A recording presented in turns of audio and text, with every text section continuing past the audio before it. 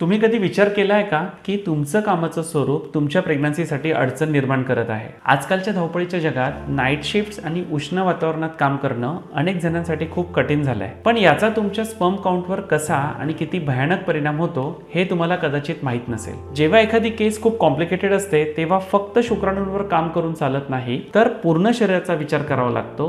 याचं उत्तम उदाहरण म्हणजे रोहती आयुर्वेदाचे पेशंट संतोष यांचं वय 32 वर्ष आणि लग्नाला 4 वर्ष झाली होती. ते साताऱ्यामध्ये एका प्रायव्हेट कंपनीत काम करतात, जिथं त्यांचं काम हे खूप उष्ण तापमानात होतं आणि त्यात त्यांना वारंवार नाईट शिफ्ट सुद्धा कराव्या लागत होत्या. जेव्हा संतोष आमच्याकडे आलेत तेव्हा त्यांना शरीरात प्रचंड उष्णता आणि पित्ताचा त्रास होत होता. रिपोर्ट्स पाहिले तर धक्कादायक होते. स्पर्म काउंट फक्त 2 मिलियन होता आणि मोर्टॅलिटी खूपच कमी आणि 45% शुक्राणू ॲबनॉर्मल होते. आता इथे समजून घेण्यासारखी गोष्ट म्हणजे आयुर्वेदानुसार अतिउष्णता ही शुक्राणूंचा सर्वात मोठा शत्रू आहे. संतोष यांच्या नाईट शिफ्टमुळे शरीरात वात आणि पित्त वाढलेलं होतं. जसं आपण म्हणतो ना की पाणी आटतं, तसंच कामाच्या ठिकाणच्या उष्णतेमुळे त्यांचे शुक्राणू आतल्यात जळत होते, ज्याला आम्ही शुक्रक्षय असं म्हणतो. तसेच जेव्हा जेव्हा आम्ही त्यांचे बाकीचे रिपोर्ट्स पाहिले तर केस खूप गुंतागुंतीची होती. फक्त स्पर्म काउंट कमी नव्हता, तर त्यांच्या सोनोग्राफीमध्ये हायड्रोनेफ्रोसिस म्हणजेच त्यांच्या किडनीवर पाणी साठून प्रचंड सूज झालेली होती. दोन्ही बाजूला किडनी स्टोन्स होते,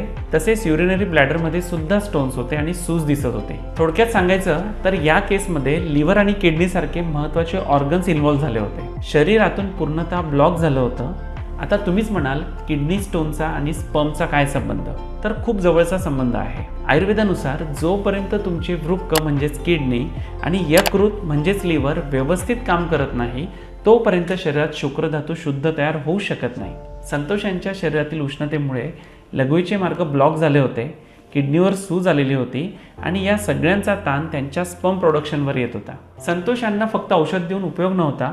आधी त्यांच्या शरीरातील ती वाढलेली उष्णता बाहेर काढणं अत्यंत गरजेचं होतं. म्हणून आम्ही त्यांना पर्सनलाइज ट्रीटमेंट प्लॅन दिला आणि पंचकर्म करायला सांगितले.